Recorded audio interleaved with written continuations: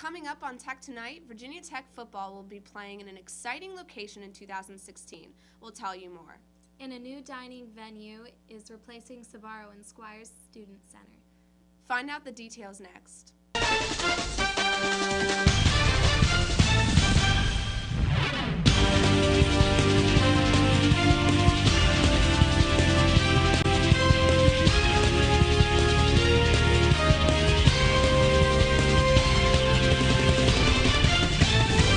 Welcome to Tech Tonight. I'm Molly Piffith.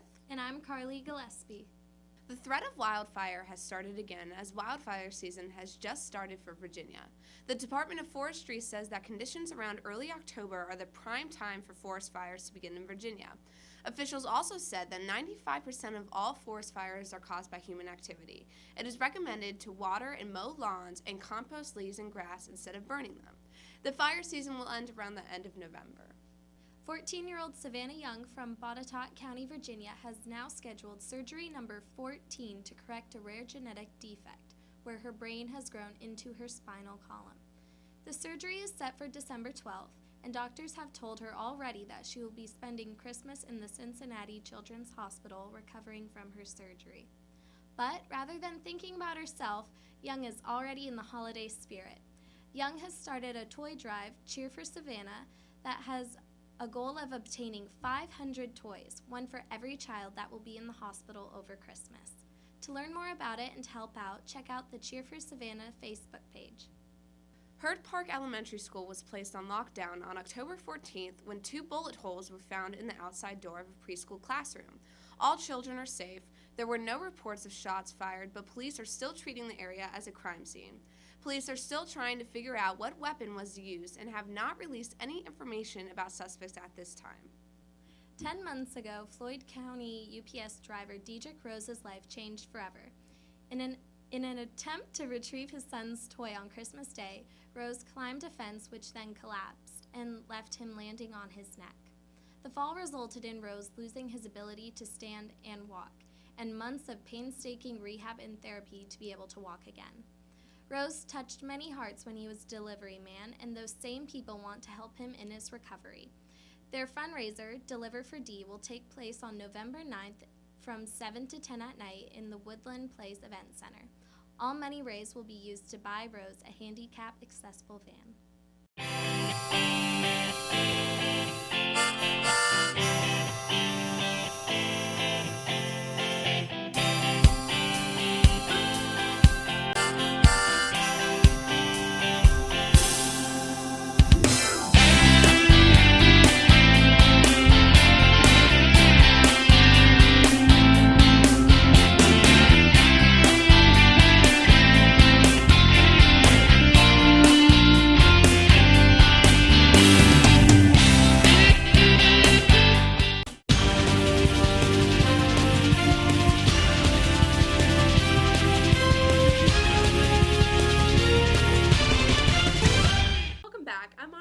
With your news around Virginia Tech.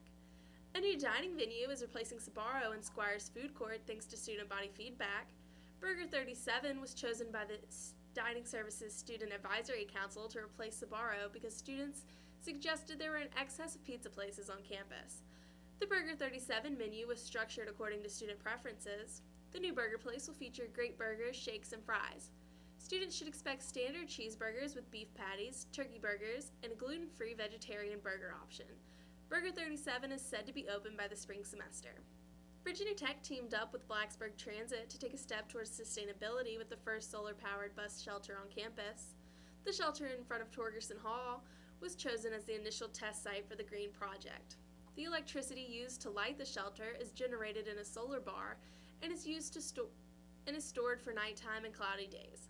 This location was chosen for the test run because it sits on the sidewalk that covers a steam tunnel, meaning that no electricity could run to the shelter before. This shelter will serve as an indicator to see if more solar power shelters will be useful on campus in the future. Virginia Tech announced that undergraduate student commencement ceremonies will be held at 9 a.m. this spring rather than the usual noon ceremony. The change in schedule was due to a safety concern with summer heat. A university spokesperson said, "There were a number of students fainting and in need of hydration due to high noontime sun. Class of 2014 commencement ceremony is set for 9 a.m. Friday, May 14th, 2014. Stay tuned because Ariana Mollers brings you your entertainment news next.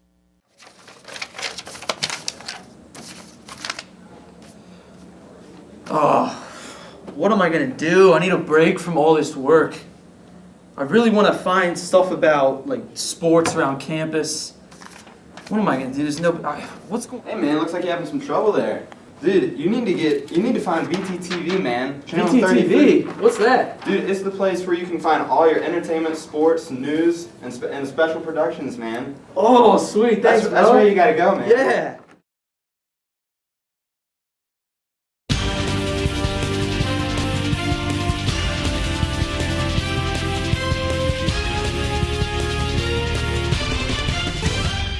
Welcome back. I'm Ariana Mollers with your entertainment headlines.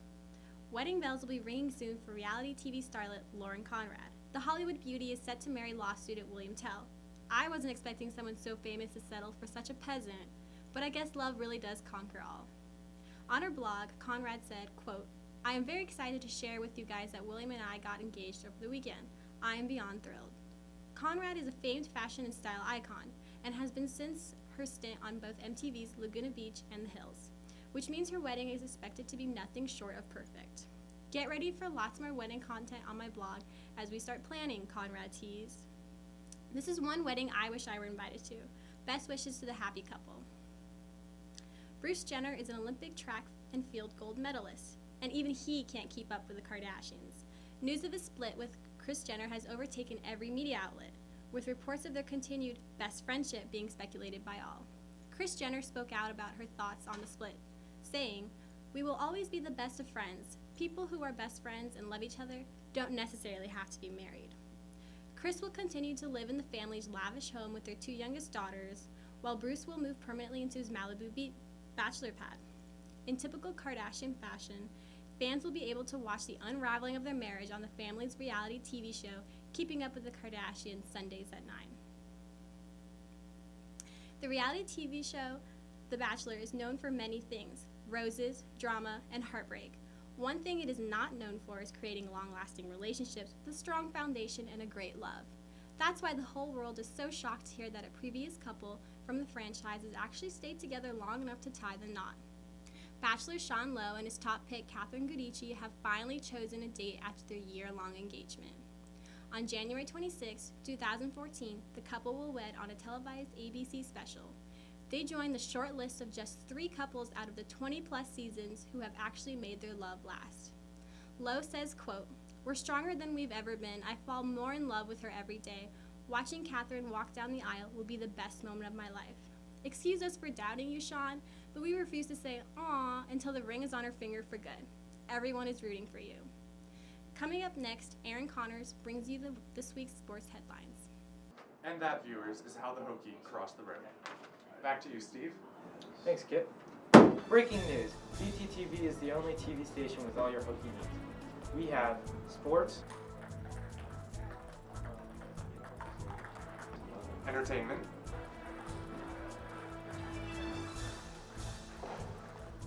and news. Tune in to VTTV on Channel 33. television for students, by students. A Franklin County woman was charged with animal cruelty for mistreating 2 of her companion dogs. Franklin County Animal Control Manager Cindy Brooks said the woman's lab retriever mix was found covered in maggots and flies and was paralyzed from the waist down. The second dog had extreme hair loss on his body and was later diagnosed with mange. Officials say that the woman was convicted of failing to provide veterinary care for both companion dogs. There have not been any more details released about the current conditions of the dogs. For 30 years, Kimberly Kranis has been protecting our Blacksburg community. After 7 years as chief of police, she has announced that she will be retiring in March of next year. I have spent my entire career working in a great organization with great people, says Chief Kranis. I love it here, but I set my retirement date in the early 90s, and I'm looking forward to the next phase of my life, moving to the eastern part of Virginia to work on my golf game and ride my motorcycle. Thank you for all you have done, Chief Kranis. And that, viewers, is how the Hokie crossed the river. Back to you, Steve. Thanks, Kip. Breaking news. BTTV is the only TV station with all your Hokie needs. We have sports, Entertainment.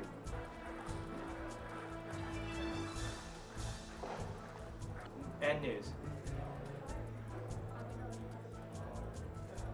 Tune in to VTTV on Channel 33. Television for students, by students.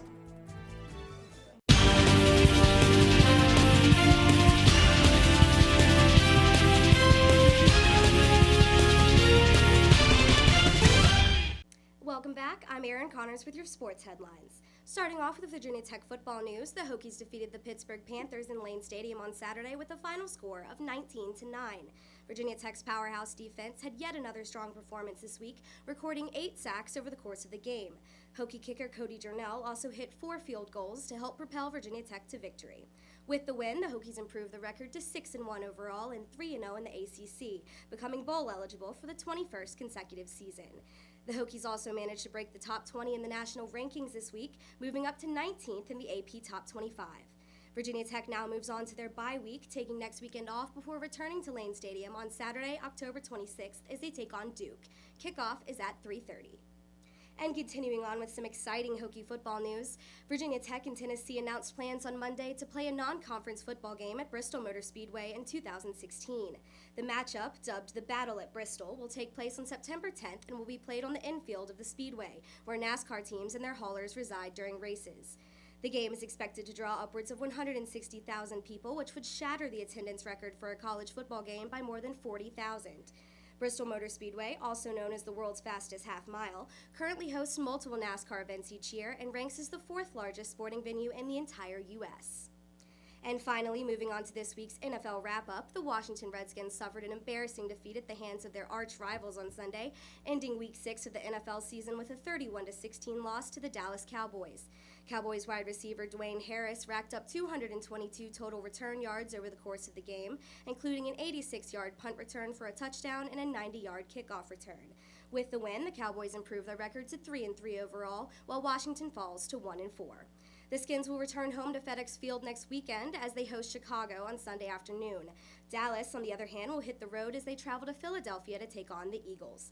Kickoff for both games is at 1 o'clock. And coming up, Hannah Gray brings you this week's national headlines next.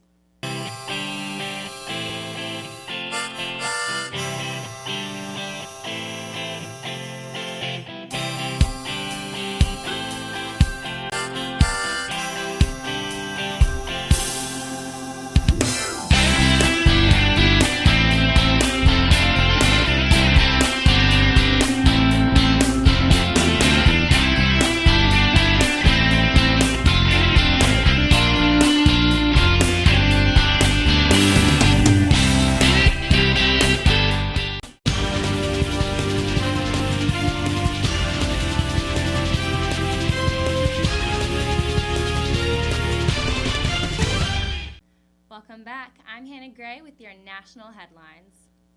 The legislators, including Senator Bob Menendez, the Foreign Relations Chairman, and Senator John McCain, insist that Iran should not be allowed to continue enriching uranium inside Iran.